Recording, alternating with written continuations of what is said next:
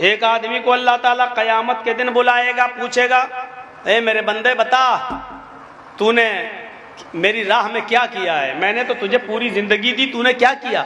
वो हंसते हुए आएगा और कहेगा, अल्लाह तुझे नहीं मालूम? अल्लाह कहेगा, मैं तो सब जानता हूं, लेकिन तेरे मुंह से सुनना, बोल तूने मेरी दी हुई जिंदगी के साथ क्या किया?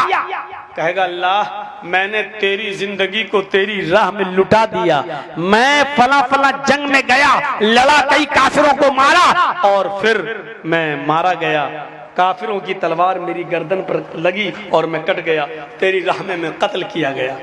अल्लाह कहेगा, ए फरिश्तो ये झूठ बोल रहा है, आए फरिश्तो ये झूठ बोल रहा है, इसको पकड़ो और इसको जहन्नम के अंदर डाल दो।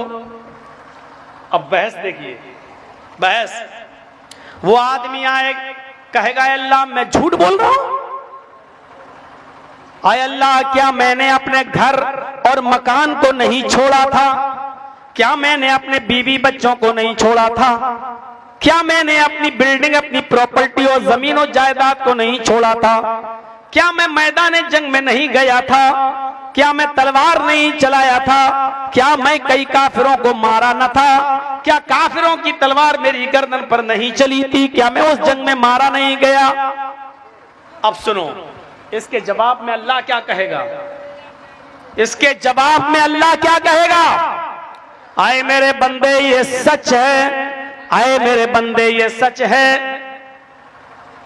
कि तू अपने घर से निकला, ये भी सच है कि अपने बीवी बच्चों को छोड़ा, ये भी सच है कि अपनी जमीन और जायदाद को छोड़ा, अपनी प्रॉपर्टी को छोड़ा, ये सच है। जमीन और जायदाद छोड़कर जंग करने गया, सच है। मैदान जंग में पहुंचा, ये भी सच है।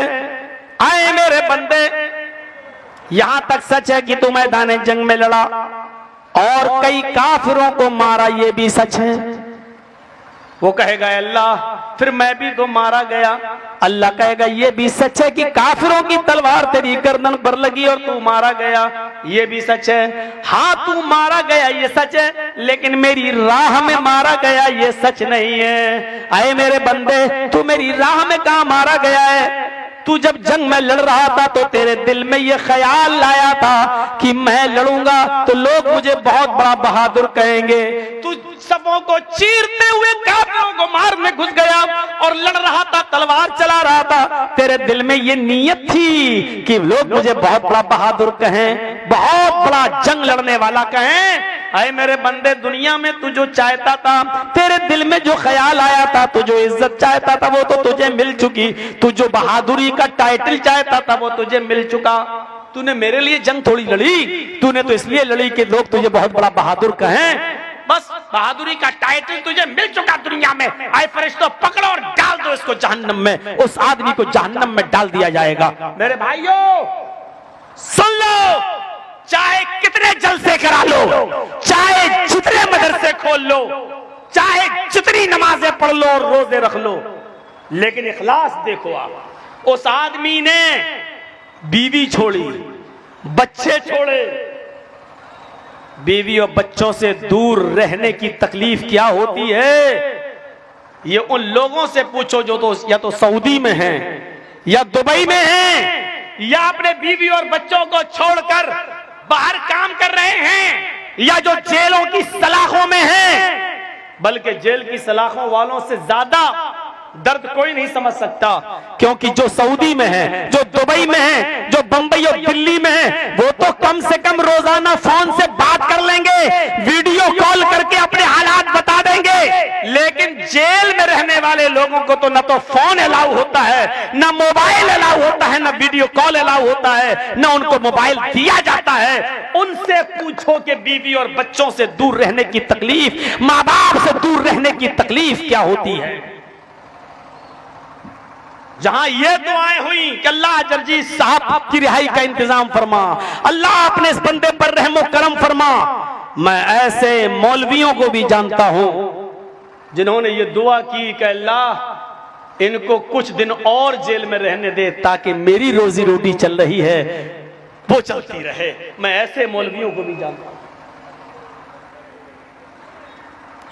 और मेरे पास उसके प्रूफ हैं। मैं ऐसे मौलवियों को भी जानता हूं कि मेरी गैर मौजूदगी में, जो कभी मेरी मौजूदगी में जिनकी शक्लें नहीं दिखती थी, वो मेरी गैर मौजूदगी में बरसाती मेंढक की तरह निकलने लगे। और जो हमारे बहुत नजदीक होने के बावजूद भी मेरे भाइयों हमारी शक्ल देखने के लिए हमसे मिलने तक नहीं आ सके। मेरे प्यारे साथियों, तसव्वुर करो कि केरल से लोग मिलने आए, कश्मीर से मिलने आए, हमसे मिलने के लिए लोग दिल्ली से आए, हमसे मिलने के लिए लोग झारखंड से आए, बिहार से आए, बंगाल से सबसे ज्यादा आए, यूपी के चप्पे चप्पे से लोग आए, उड़ीसा से मिलने आए, मेरे पास कर्नाटक से लोग मिलने आए, आंध्र प्रदेश से लोग मिलने आए, हमसे मिलने आए यहां से लोग। और कोई शख्स 3 किलोमीटर 5 किलोमीटर की दूरी पर हमारी जेल से रहकर हमसे मिलने ना आ सका हो। मेरे भाइयों, तसव्वुर करो, ऐसे लोगों को भी मैं जानता हूं और ऐसे लोगों को भी मैं जानता हूं जिन्होंने बाकायदा दुआएं की हैं, अल्लाह 6 महीना और 1 साल और उनको जेल की सलाखों में रहने दे, ताकि हमारी कम से कम रोजी रोटी हो जाए, हमारी कम से कम दुकान चल रही है तो चलने दो। हाय, ये कौम किस हद तक गिर चुकी है और जा चुकी है। मुझे जब पता चला और जब मुझे दिखाया गया तो मैंने उनसे कहा, कोई बात नहीं, चमारों की बद्दुआओं से भैंसें नहीं मरा करती हैं, कोई बात नहीं। अल्लाह भी वही दुआ कबूल करता है जो कबूल करने के लायक हो। दुआ करने का हक है सबको, लेकिन सुनने का हक अल्लाह का है, वो वही सुनेगा जो जिसको वो चाहेगा। चाहे तो इब्राहिम अलैहिस्सलाम को 85 साल तक बेटा न दे, चाहे तो जकरिया को भरी जवानी में औलाद न दे, और बुढ़ापे में जब बाल सफेद हो गए हो तब अल्लाह ताला उनको बेटा दे। ये तो अल्लाह की कुदरत है। इतनी सी बात, बीवी छोड़ी बच्चे छोड़े, बीवी बच्चों को छोड़ के कोई आदमी मैदान जंग में चला जाए, कितनी बड़ी बात है। उसने बीवी भी छोड़ी, बच्चे भी छोड़े, माँ बाप भी छोड़े, घर भी छोड़ा, मकान भी छोड़ा, फिर खेती छोड़ी, जमीन छोड़ी, जायदाद छोड़ी, फैक्ट्री छोड़ी, सब कुछ छोड़ा और मैदान जंग में गया, लड़ा। कई काफिरों को उसने मारा भी, कई काफिरों को मारा भी, और मारते मारते खुद मर भी गया, कत्ल भी कर दिया गया। लेकिन इस कत्ल होने के बावजूद जहन्नम में जा रहा है। गौर करो मेरे साथियों, गौर करो, इबादत की रूह को समझने की कोशिश करो, अमल को समझने की कोशिश करो, इखलास को समझने की कोशिश करो, अमले साले को समझने की कोशिश करो। बीवी छोड़ी, बच्चे छोड़े, माँ बाप छोड़े, जमीन छोड़ी, जायदाद छोड़ा, घर मकान छोड़ा, जंग में गया, कई काफिरों को मारा और फिर खुद मारा भी गया, सब कुछ हुआ, अपनी जिंदगी भी दे बेटा। लेकिन इस सब के बावजूद वो कहाँ जा रहा है? जहन्नम के अंदर घसीटते हुए उसको लेके जाया जा रहा है। कसूर उसका क्या है? बीवी बच्चों को छोड़ने वाला, माँ बाप को छोड़ने वाला, घर मकान छोड़ने वाला, जमीन और जायदाद छोड़ने वाला, सब कुछ छोड़ने वाला, यहां तक कि अपनी जान तक को निछावर करने वाला, कहां जा रहा? जहन्नम में। कसूर क्या है? कसूर यह है कि जंग तो लड़ा है, जिहाद तो किया है, लेकिन नीयत ये थी कि लोग मुझे बहुत बड़ा बहादुर कहें। अभी तक हुआ नहीं है काम।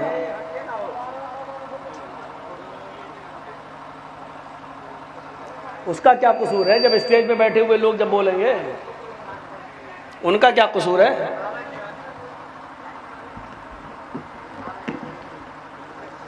स्टेज पे बैठेंगे और स्टेज पे बैठ के पूछेंगे, सवाल जवाब करेंगे। जाओ भाई, बहुत तो खर्चा हुआ है इस इजलास में, ताउन कर दो भाई, हमारी भी बात रख लो, जो दे चुके हो तो और दे दो थोड़ा सा। जब इतनी मोहब्बत करते हो तो इतनी मोहब्बत और कर दो। 10 ही रुपए दो मेरे कहने से, लेकिन दो चलो। अब देखते हैं मेरे कहने का कितना असर होता है। वाकई जलसों में खर्चा तो होता ही है, इसमें कोई शक नहीं। ताउन करिए, आप ही लोगों के ताउन से ये सब मामले हल होते हैं मेरे। दीजिए दीजिए, आप लोग दीजिए, मजीद दे दीजिए। अभी तक हमने नहीं कहा, तब हमने कह दिया है, थोड़ा सा और बढ़ चढ़ के हिस्सा ले लीजिए। अल्लाह ताला आपको इसका अजर अजीम अता फरमाएगा। और नीयत पे सुन ही चुके हो, अब इस नीयत से दो कि अल्लाह रब्बुल आलमीन हमें इसका अजर अजीम अता फरमाए, जो कुछ भी हो अल्लाह इसमें बरकत अता फरमाए। अब इस नीयत से दो। देख रहे हैं इतनी सी बात पर जहन्नम में जा रहा है, जबकि उससे बड़ी कुर्बानी कोई दी। आप तो अभी 1 महीने 1.5 महीने के बाद बकरे की कुर्बानी दे देंगे, हैं? किसी बड़े जानवर की कुर्बानी दे देंगे, 7 लोग उसमें हिस्सा लगा लेंगे। आप जानवर, इसने तो बीवी की कुर्बानी दी, बच्चों की कुर्बानी दी, माँ बाप की कुर्बानी दी, भाई बहनों की कुर्बानी दी, चल दिया, घर मकान छोड़ दिया, जमीन जायदाद छोड़ दी, खेती बाड़ी छोड़ दी, फील्ड छोड़ दी, फैक्ट्री छोड़ दी, मैदान जंग में चला गया, लड़ा, कई काफिरों को मारा, उनको जहन्नम में पहुंचाया भी, लेकिन फिर एक काफिर की तलवार इसकी गर्दन पे चल गई और ये मर गया, ये शहीद हो गया, लेकिन इसके बावजूद जहन्नम में जा रहा। क्यों? सिर्फ इतनी सी बात पर कि इसने ये नहीं सोचा था कि इस पर सवाब मिले, बल्कि ये कहा था काश लोग मुझे बहुत बड़ा बहादुर कहें, देखो लोग मुझे कितना बड़ा लड़ने वाला कहें। इतनी सी बात पर जहन्नम में चला गया,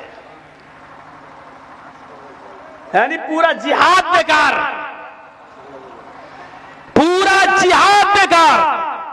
कोशिश करिए आप कोई भी इबादत करें, अगर वो इज्तिमाई नहीं है तो अकेले में करें, ज्यादा बेहतर है। मसलन दुआ, बेहतर है कि रात के अंदर तारीकी में रात के उठिए और वुजू बनाइए और रात के तकरीबन 2 बजे के बाद 3 बजे के बाद उठिए तो और अच्छा।